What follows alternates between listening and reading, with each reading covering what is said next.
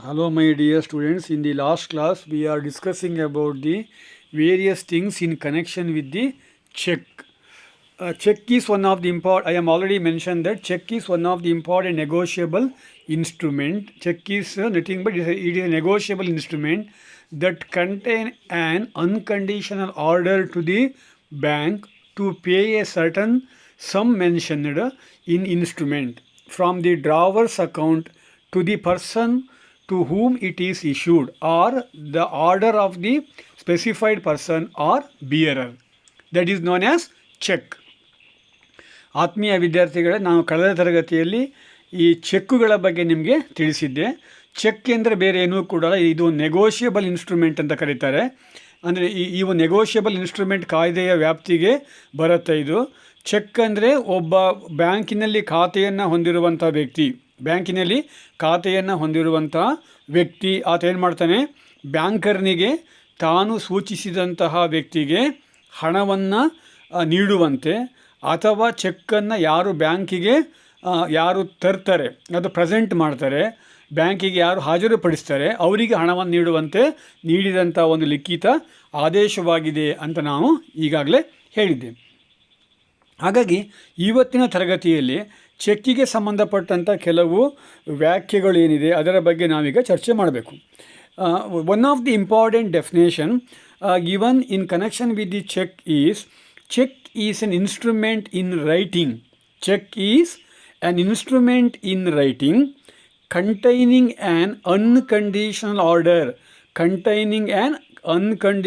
order addressed to the banker, signed by the person who has deposited the money with the banker, requiring him to pay on demand a certain sum of money only to or to the order of certain person or to bearer of instrument.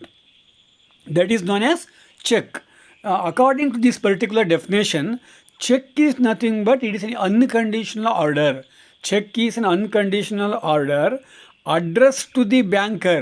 Check is addressed to the in the name of the banker, signed by the person who have a deposit in the bank, who draw the check and sign in a specified place and submit to through his person who pay the check and bearer or producer of the check in the bank.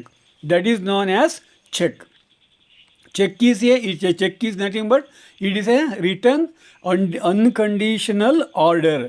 It is a writing. It is in the nature of writing, unconditional order addressed to the banker, signed by the person who has deposited money with bank. Only the depositor of the money, only the account holder who draw the check. All the persons are not able to draw the check. Only the account holder who draw the check, who return the check. In a given check, who mentions some important thing. Number one is the check is written in the name of the particular banker. Check containing a sign of the drawer of the check. At the same time, for the sake of written the check, he must have an account and a deposit. These are the conditions must be fulfilled before draw the check or before return the check. Next important thing is the types of check. Check have different types. In the modern days, checks have different types. One of the important types of check is the bearer check. Bearer check is one of the important type of check. ಆತ್ಮೀಯ ವಿದ್ಯಾರ್ಥಿಗಳೇ, ಈಗ check ಅಂದರೆ ನಾವೇನು ತಿಳ್ಕೊಂಡ್ವಿ. Check ಅಂದರೆ ಬೇರೆ ಏನೂ ಕೂಡ ಅಲ್ಲ. ಚೆಕ್ಕಿಗೆ ಸಂಬಂಧಪಟ್ಟ ವ್ಯಾಖ್ಯೆ ಏನು ಹೇಳುತ್ತೆ ಅಂತ ಹೇಳಿದರೆ, ಬ್ಯಾಂಕಿನಲ್ಲಿ ಖಾತೆಯನ್ನು ಹೊಂದಿರುವಂಥ ವ್ಯಕ್ತಿ ಆತ ಏನು ಮಾಡ್ತಾನೆ, ತಾನು ಖಾತೆಯನ್ನು ಹೊಂದಿರುವಂಥ ಬ್ಯಾಂಕಿಗೆ ಒಂದು ಲಿಖಿತವಾಗಿ ಆದೇಶವನ್ನು ನೀಡ್ತಾನೆ. ಆ ಆದೇಶದಲ್ಲಿ ಏನಿರುತ್ತೆ, ತಾನು ಸೂಚಿಸಿದಂಥ ವ್ಯಕ್ತಿಗೆ ಅಥವಾ ತಾನು ಸೂಚಿಸಿದಂಥ ವ್ಯಕ್ತಿಯ ಪರವಾಗಿ ಯಾರು ಚೆಕ್ಕನ್ನು ಬ್ಯಾಂಕಿಗೆ ಹಾಜರುಪಡಿಸ್ತಾರೆ ಅವರಿಗೆ ನಾನು ಸೂಚಿಸಿದ ಹಣವನ್ನು ಪಾವತಿಸುವಂತೆ ನೀಡಿದ ಒಂದು ಲಿಖಿತ ಆದೇಶವಾಗಿರುತ್ತೆ. ಹಾಗಾದರೆ ನಾವು ಚೆಕ್ ಅಂತ ಕರಿತೇವೆ. ಚೆಕ್ ಅಂತೇಳೋದು ಒಂದು ಲಿಖಿತ ಆದೇಶವಾಗಿರುತ್ತೆ. ಈ ಲಿಖಿತ ಆದೇಶವನ್ನು ಬ್ಯಾಂಕಿನಲ್ಲಿ ಖಾತೆಯನ್ನು ಹೊಂದಿರುವಂಥ ವ್ಯಕ್ತಿ ಬರೀತಾನೆ.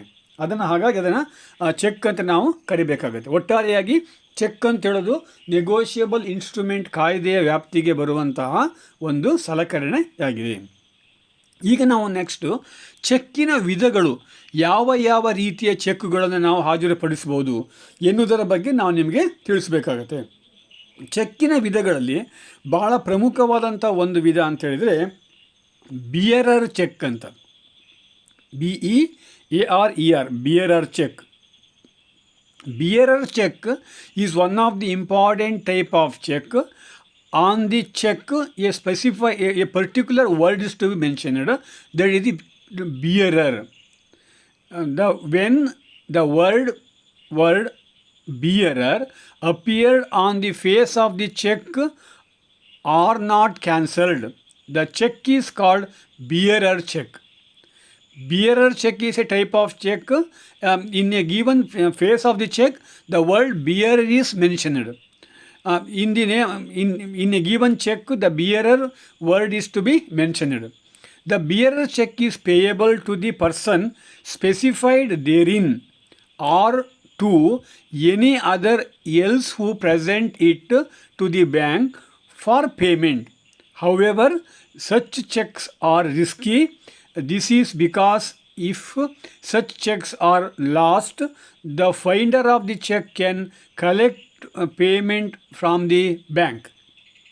That is possible in the bearer check. ಹಾಗಾದರೆ ಬಿಯರರ್ ಚೆಕ್ ಅಂದರೆ ಏನು ಅಂತ ನಾವು ಹೇಳಿಕೊಟ್ರೆ, ಬಿಯರರ್ ಚೆಕ್ ಅಂತೇಳುವುದು ಚೆಕ್ಕಿನ ಒಂದು ಪ್ರಕಾರ.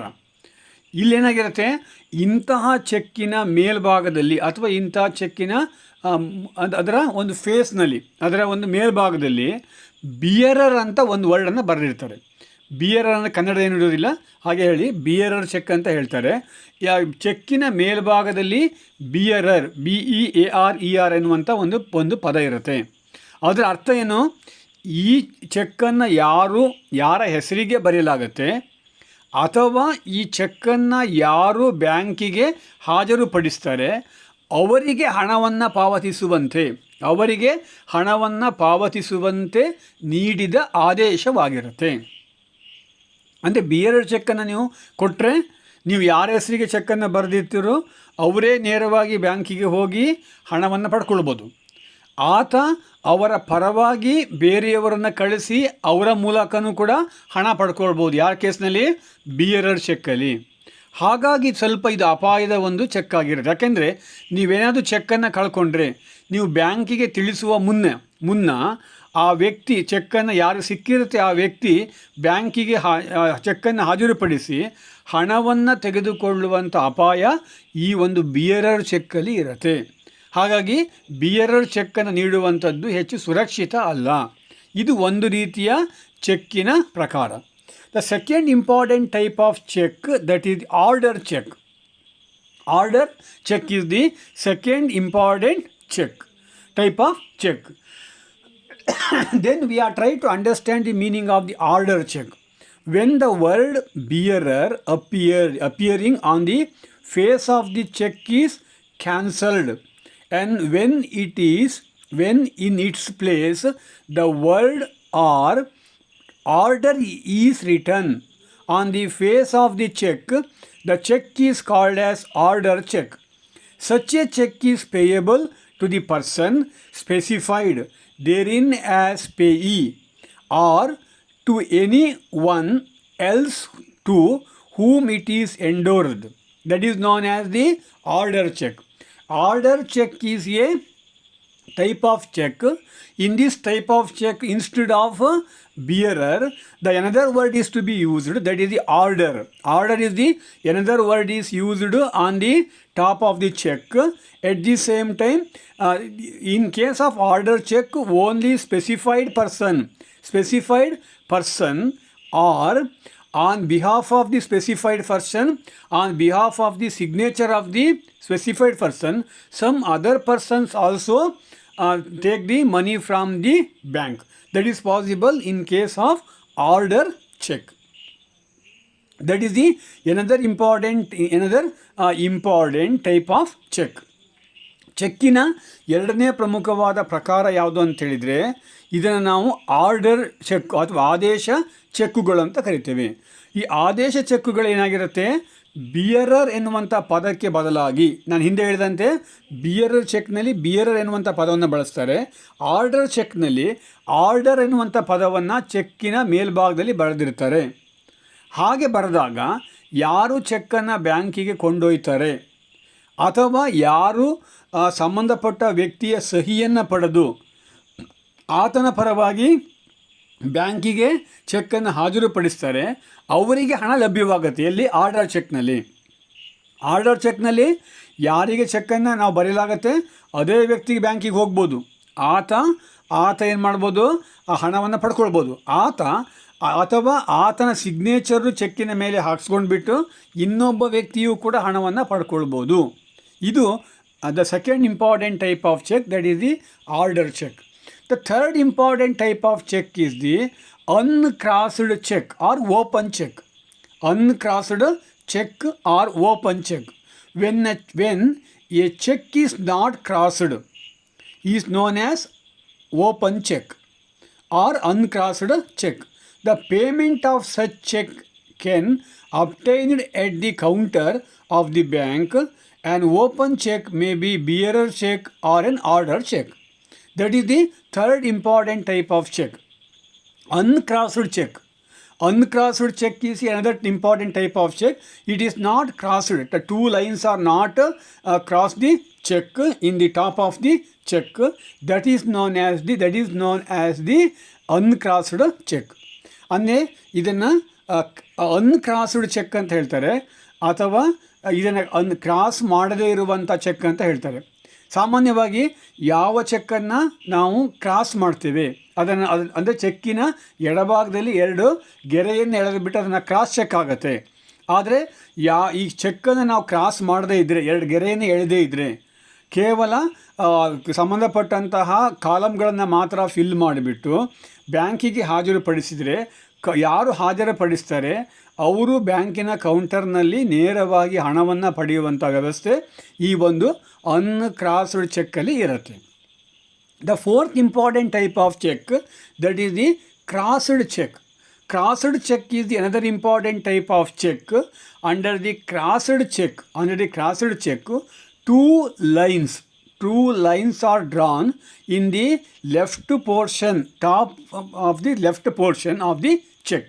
That is known as crossed check. Under the crossed check system, only specified person, only particular person who draw the money from the bank. That is known as crossed check. Crossed check ಅಂತ ಹೇಳೋದು ಚೆಕ್ಕಿನ ಮತ್ತೊಂದು ಪ್ರಕಾರ, ನಾಲ್ಕನೇ ಪ್ರಕಾರ. ಈ ಪ್ರಕಾರದಲ್ಲಿ ಏನಾಗಿರುತ್ತೆ, ಚೆಕ್ಕಿನ ಎಡಭಾಗದಲ್ಲಿ, ಯಾವುದೇ ಒಂದು ಚೆಕ್ಕಿನ ಎಡಭಾಗದಲ್ಲಿ ಎರಡು ಗೆರೆಗಳನ್ನು ಎಳೆಯಲಾಗುತ್ತೆ. ಆ ಗೆರೆಗಳನ್ನು ಎಳೆದು ಬಿಟ್ಟು ಆ ಗೆರೆಗಳನ್ನು ಎಳೆದು ಸಂಬಂಧಪಟ್ಟಂಥ ಕಾಲಮ್ಗಳನ್ನು ಫಿಲ್ ಮಾಡಲಾಗುತ್ತೆ. ಈ ಗೆರೆಗಳನ್ನು ಎಳೆದಾಗ ಯಾರ ಹೆಸರಿಗೆ ಚೆಕ್ಕನ್ನು ಬರೆಯಲಾಗುತ್ತೆ ಅದೇ ವ್ಯಕ್ತಿಯ ಹೆಸರಿಗೆ ಅದೇ ವ್ಯಕ್ತಿ ಬ್ಯಾಂಕಿಗೆ ಹೋಗಿಬಿಟ್ಟು ಹಣವನ್ನು ಪಡ್ಕೊಳ್ಬೇಕಾಗತ್ತೆ. ಬೇರೆಯವರು ಹಣವನ್ನು ಪಡಲಿಕ್ಕೆ ಬರೋದಿಲ್ಲ. ಆ ಚೆಕ್ಕನ್ನು ಯಾರ ಹೆಸರು ಬರೀತಾರೋ ಅವರೇ ಹೋಗಿ ಬ್ಯಾಂಕಿಗೆ ಹೋಗಿಬಿಟ್ಟು ಹಣವನ್ನು ಪಡ್ಕೋಬೇಕಾಗತ್ತೆ. ಎಕ್ಸ್ ಎನ್ನುವಂಥ ವ್ಯಕ್ತಿ ವೈ ಎನ್ನುವಂಥ ವ್ಯಕ್ತಿ ಚೆಕ್ಕನ್ನು ಬರೆದ್ರೆ ವೈ ಎನ್ನುವಂಥ ವ್ಯಕ್ತಿಯೇ ಬ್ಯಾಂಕಿಗೆ ಹೋಗಿ ಆತ ಹಣ ಪಡಿಬೇಕು, ಅಥವಾ ಬ್ಯಾಂಕಿಗೆ ಕಲೆಕ್ಷನಿಗೆ ಹಾಕಿಬಿಟ್ಟು ಆತನ ಖಾತೆಗೆ ಹಣವನ್ನು ಜಮಾ ಮಾಡ್ಕೊಳ್ಬೇಕು. ಅದನ್ನು ಕ್ರಾಸ್ಡ್ ಚೆಕ್ ಅಂತ ನಾವು ಕರಿತೇವೆ. The next important type of check is the post-dated check. Post-dated check is another important type of check. If a check bearer a date which is yet to become, it is future, then it is known as post-dated check. Post-dated check is the another important type of check. If a check is bearer to a date which is yet to become, it is a future date, then it is known as the post-dated check. A post-dated check cannot be honored earlier than the date on the check. ಚೆಕ್ಕಿನ ಮತ್ತೊಂದು ಪ್ರಮುಖವಾದ ಪ್ರಕಾರ ಅಂತ ಹೇಳಿದರೆ post dated, ಮುಂದಿನ ದಿನಾಂಕದ ಚೆಕ್ಗಳು. ಮುಂದಿನ ದಿನಾಂಕದ ಚೆಕ್ಗಳಲ್ಲಿ ಆ ಚೆಕ್ಕನ್ನು ಕೊಡುವಂಥ ವ್ಯಕ್ತಿ ಆ ಮುಂದಿನ ದಿನಾಂಕವನ್ನು ಚೆಕ್ಕಿನ ಮೇಲೆ ಮೆನ್ಷನ್ ಮಾಡಿರ್ತಾನೆ. ಅಂಥ ಚೆಕ್ಕನ್ನು ಬ್ಯಾಂಕಿಗೆ ಪ್ರೊಡ್ಯೂಸ್ ಮಾಡಿದರೆ ಆ ದಿನಾಂಕ ಬರುವವರೆಗೂ ಕೂಡ ಹಣ ಸಿಗೋದಿಲ್ಲ. ಅಂಥ ಚೆಕ್ಕನ್ನು ನಾವು ಪೋಸ್ಟ್ ಡೇಟೆಡ್ ಚೆಕ್ ಅಂತ ಕರಿಬೇಕಾಗತ್ತೆ. These are the different types of cheques used in the banking institution. In your screen, I am trying to show some important type of check. Number one is the crossed check. I am trying to show some check. It is known as crossed check. Crossed check is a common check which is widely used in the banking institution. You seen that in the screen. In the left portion of the check, a check drawer who draw 2 lines. That is known as crossed check. ನೋಡಿ, ಈ ಒಂದು ನಿಮಗೆ screen ಮೇಲೆ ನಾವು ಈಗ ಒಂದು ಚೆಕ್ಕನ್ನು ತೋರಿಸ್ತಾ ಇದ್ದೇನೆ. ಈ ಚೆಕ್ಕಿನ ಎಡಭಾಗದಲ್ಲಿ 2 ಗೆರೆಗಳನ್ನು ಅಡ್ಡಗೆರೆಗಳನ್ನು ಎಳೆಯಲಾಗಿದೆ. ಇದಕ್ಕೆ ನಾವು ಕ್ರಾಸ್ಡ್ ಚೆಕ್ ಅಂತ ಕರಿತೀವಿ. ಮತ್ತು ಉಳಿದೆಲ್ಲ ಕಂಟೆಂಟ್ಗಳನ್ನು ಬರೆದುಬಿಟ್ಟು ಚೆಕ್ಕಿನ ಎಡಭಾಗದಲ್ಲಿ 2 ಗೆರೆಗಳನ್ನು ಎಳೆದುಬಿಟ್ಟು ಇದನ್ನು ಕ್ರಾಸ್ಡ್ ಚೆಕ್ ಅಂತ ಕರಿತೀವಿ. ಇದೊಂದು ನಿಮಗೊಂದು ಸ್ಯಾಂಪಲ್ ನಿಮ್ಮ ಮಾಹಿತಿಗೋಸ್ಕರ. ನೆಕ್ಸ್ಟ್ ನೋಡಿ, ಇದು ಒಂದು ಕಾಮನ್ ಚೆಕ್ಕಿನ ಫಾರ್ಮೇಟ್. ಸಾಮಾನ್ಯ ಚೆಕ್ಕಿನ ಒಂದು ಫಾರ್ಮೇಟ್ ಹೇಗಿರುತ್ತೆ ಅಂದರೆ ನೋಡಿ, ಇದು ಸ್ಟೇಟ್ ಬ್ಯಾಂಕ್ ಆಫ್ ಇಂಡಿಯಾದ ಚೆಕ್. ಇದು ನೋಡಿ, ಇಲ್ಲಿ ಬೇರೆ ಬೇರೆ ಕಂಟೆಂಟ್ಗಳನ್ನು ಇರುತ್ತೆ. ಪೇ ಅಂತಿರುತ್ತೆ, ಯಾರಿಗೆ ಚೆಕ್ಕನ್ನು ಬರೀಬೇಕು, ರುಪಿ ಎಷ್ಟು ಅಂತಿರುತ್ತೆ, ಮತ್ತು ಹಣ ಎಷ್ಟು ಅಂತ ಬಾಕ್ಸ್ ಇರುತ್ತೆ. ಆಮೇಲೆ ಇಲ್ಲಿ ಸಿಗ್ನೇಚರ್ ಅಂತ ಇರುತ್ತೆ, ಯಾರು ಚೆಕ್ಕನ್ನು ಬರೀತಾರೆ ಅವರ ಸಿಗ್ನೇಚರನ್ನು ಇಲ್ಲಿ ನೀವು ನೋಡ್ಬೋದು. ಚೆಕ್ಕಿಗೆ ಸಿಗ್ನೇಚರ್ ತುಂಬ ಅನಿವಾರ್ಯ ಎನ್ನುವ ಅಂಶ ಈ ಒಂದು ಚೆಕ್ಕನ್ನು ನೋಡಿದ್ರೆ ನಿಮ್ಗೆ ಗೊತ್ತಾಗುತ್ತೆ. ಇದು ಸ್ಟೇಟ್ ಬ್ಯಾಂಕ್ ಆಫ್ ಇಂಡಿಯಾ ಚೆಕ್ಕಿನ ಒಂದು ಮಾದರಿಯಾಗಿದೆ. ಪೇ ಅಂದರೆ ಯಾರಿಗೆ ಇಲ್ಲಿ ಹೆಸರನ್ನು ಬರೀಬೇಕು, ಪೇ ಎನ್ನುವಂಥ ಸ್ಥಳದ ಮುಂದೆ ಹೆಸರನ್ನು ಬರೀಬೇಕಾಗತ್ತೆ. Next rupee in words 10,000 rupees ಅಂತ ಹೇಳಿ 10,000 rupees ಓನ್ಲಿ ಅಂತ ಬರೆದು ಆಮೇಲೆ ಈ ಬಾಕ್ಸ್ನಲ್ಲಿ ಏನು ಬರೀಬೇಕು, 10,000 rupees ಅಂತ ಬರೀಬೇಕಾಗತ್ತೆ. ಆಮೇಲೆ ಕೆಳಗಡೆ ನೀವು ಸಿಗ್ನೇಚರನ್ನು ಮಾಡಬೇಕಾಗತ್ತೆ. ಸಿಗ್ನೇಚರ್ ಹೇಗೆ ಮಾಡಬೇಕಂದ್ರೆ, ನೀವು ಬ್ಯಾಂಕಿನಲ್ಲಿ ಖಾತೆಯನ್ನು ತೆರೆಯುವಾಗ ಯಾವ ರೀತಿಯ ಸಿಗ್ನೇಚರನ್ನು ಮಾಡಿರ್ತಾರೋ ಅದೇ ರೀತಿಯ ಸಿಗ್ನೇಚರನ್ನು ಕೂಡ ನೀವು ಇಲ್ಲಿ ಮಾಡಬೇಕಾಗತ್ತೆ. ಇದು ಚೆಕ್ಕಿನ 2 ಜಸ್ಟ್ ಸ್ಯಾಂಪಲ್ಗಳು ನಿಮ್ಮ ಒಂದು ಮಾಹಿತಿಗೋಸ್ಕರವಾಗಿ. ಇದು ಚೆಕ್ಕಿನ ಒಂದು ಫಾರ್ಮೇಟು. ಇದು ಕ್ರಾಸ್ಡ್ ಚೆಕ್ ಅಂದರೆ ಏನು ಅಂತ ನೀವು ಸ್ಕ್ರೀನ್ ಮೇಲೆ ನೋಡ್ಬೋದು. Next important concept in connection with the cheque, features of the cheque. Features of the cheque, ಚೆಕ್ಕುಗಳ ಲಕ್ಷಣಗಳೇನು ಅಂತ ನಾವೀಗ ನೋಡ್ತಾ ಹೋಗೋಣ ಭಾಳ ಸರಳವಾಗಿ. Number 1 is a cheque should be in return and properly signed by the drawer. Cheque should be writing and properly signed by the drawer. In any check, it is written in order, but the sign is must. That is one of the important features. ಚೆಕ್ಕುಗಳ ಲಕ್ಷಣಗಳ ಬಗ್ಗೆ ನಾನು ನಿಮ್ಗೆ ಹೇಳ್ತಾ ಇದ್ದೀನಿ. ಚೆಕ್ಕಿನ ಮೊದಲ ಲಕ್ಷಣ ಅಂತ ಹೇಳಿದರೆ, ಚೆಕ್ಕುಗಳು ಯಾವತ್ತೂ ಕೂಡ ಲಿಖಿತವಾಗಿರುತ್ತವೆ ಮತ್ತು ಚೆಕ್ಕನ್ನು ಯಾರು ಬರೀತಾರೆ ಅವರ ಸಹಿ ಕಡ್ಡಾಯವಾಗಿ ಇರಬೇಕು. ಚೆಕ್ಕುಗಳು ಲಿಖಿತ ರೂಪದಲ್ಲಿ ಇರ್ತವೆ, ಚೆಕ್ಕುಗಳಲ್ಲಿ ಸಹಿ ಕಡ್ಡಾಯ. ಇದು 1ನೇ ಪ್ರಮುಖವಾದ ಲಕ್ಷಣ. 2ನೇ ಪ್ರಮುಖವಾದ ಲಕ್ಷಣ ಅಂತ ಹೇಳಿದರೆ, a cheque contain an unconditional order. I am repeatedly mentioned that check contain an unconditional order. It is not a conditional one. Once a account holder who return the check, sometimes banks are refuse the check without any reason. That is the second important features of the check. ಚೆಕ್ಕಿನ 2ನೇ ಪ್ರಮುಖವಾದ ಲಕ್ಷಣ ಅಂತ ಹೇಳಿದರೆ, check ಅಂತ ಹೇಳೋದು ಇದು ಷರತ್ತು ರಹಿತವಾದಂತಹ ಇದು ಒಂದು ಆದೇಶವಾಗಿರುತ್ತೆ. ನೀವು ಚೆಕ್ಕನ್ನು ಬರೆದು ಬಿಟ್ಟರೆ ನಿಮ್ಮ ಖಾತೆಯಲ್ಲಿ ಹಣ ಇದ್ದರೂ ಕೂಡ ಕೊಡಬೇಕು ಅಂತಿಲ್ಲ. ಬ್ಯಾಂಕ್ ಅದನ್ನು ರಿಜೆಕ್ಟ್ ಕೂಡ ಮಾಡ್ಬೋದು. ಇದು 2ನೇ ಪ್ರಮುಖವಾದ ಲಕ್ಷಣ. 3ನೇ ಲಕ್ಷಣ ಅಂತ ಹೇಳಿದರೆ, a cheque issued on a specified banker only. In the name of the bank, cheque is to be written. For example, State Bank of India. In the State Bank of India, given person who have the account, who must be written the check only on State Bank. That is one of the important features of the check.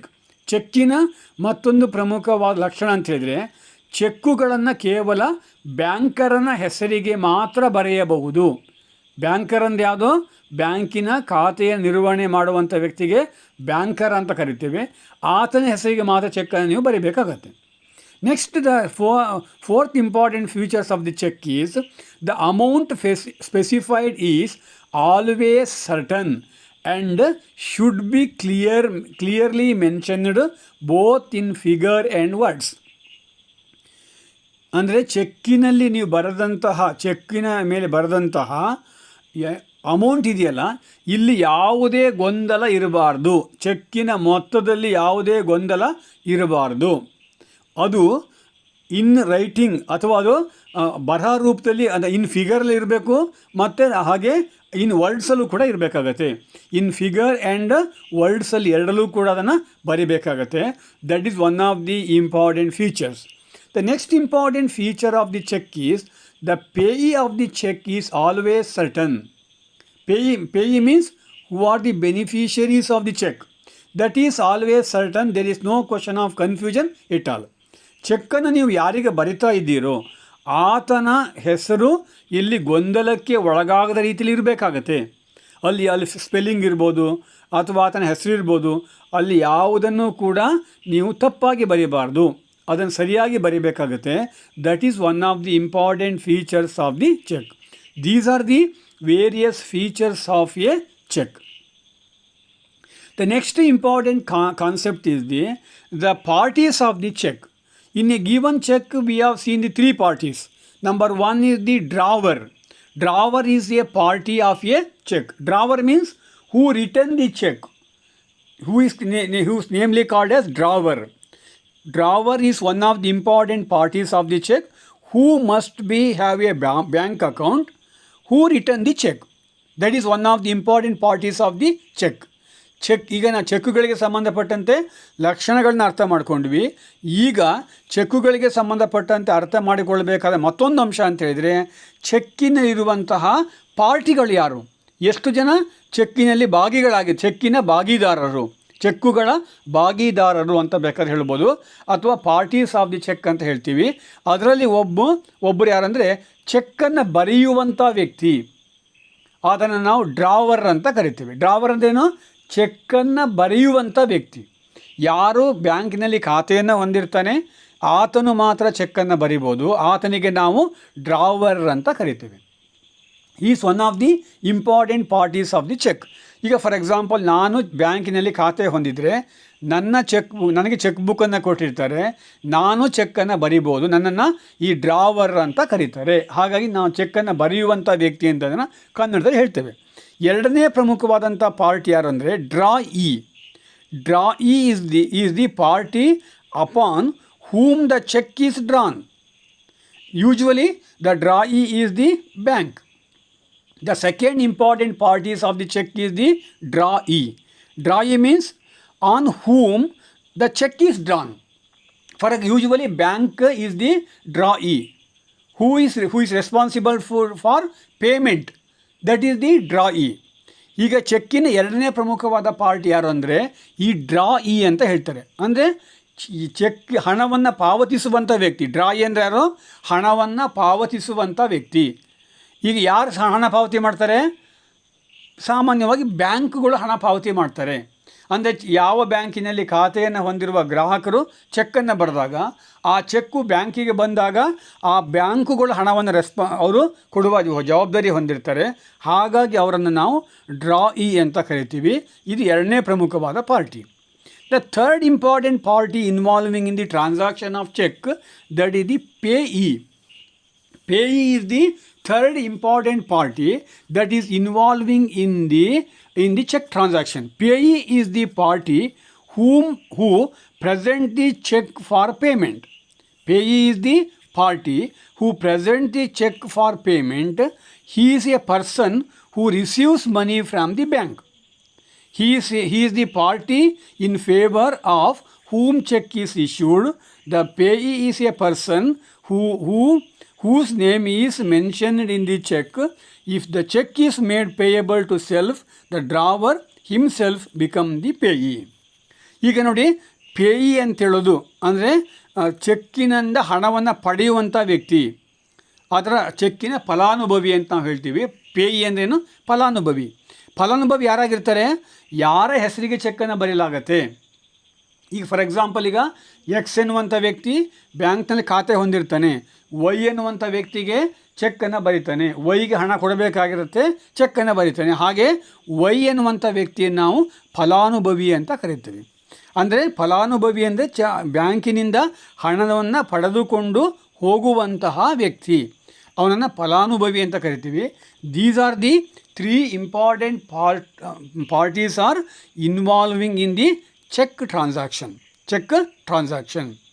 That is about the cheque and various things in relating to the cheque. ಇದು cheque ಅಂದ್ರೇನು? ಚೆಕ್ಕಿಗೆ ಸಂಬಂಧಪಟ್ಟಂಥ ಬೇರೆ ಬೇರೆ ವಿಷಯಗಳಾಗಿರ್ತವೆ. ಸಾಮಾನ್ಯವಾಗಿ ನಿಮ್ಗೆ ಇದರ ಮೇಲೆ 5 ಮಾರ್ಕ್ ಪ್ರಶ್ನೆ ಕೇಳ್ತಾರೆ. ಚೆಕ್ ಅಂದ್ರೇನು, ಚೆಕ್ಕಿನ ಲಕ್ಷಣಗಳು ಯಾವುದು ಅಂತ ಕೇಳ್ತಾರೆ, ಚೆಕ್ ಅಂದ್ರೇನು, ಚೆಕ್ಕಿನ ಪಾರ್ಟಿಗಳು ಯಾರು ಅಂತ ಕೇಳ್ತಾರೆ. ಹೀಗೆ ಇದನ್ನು ಕೇಳಿದಾಗ ಇಷ್ಟನ್ನು ನೀವು ಬರೀಬೇಕಾಗತ್ತೆ. ಮುಂದಿನ ತರಗತಿಯಲ್ಲಿ ಈಗ ಬ್ಯಾಂಕ್ಗಳಲ್ಲಿ ಬಳಸುವಂಥ ಇನ್ನೊಂದು ಪ್ರಮುಖವಾದಂತಹ ಸಲಕರಣೆಗಳ ಬಗ್ಗೆ ನಿಮಗೆ ನಾನು ತಿಳಿಸಲಿಕ್ಕೆ ಇದ್ದೇನೆ. Thank you.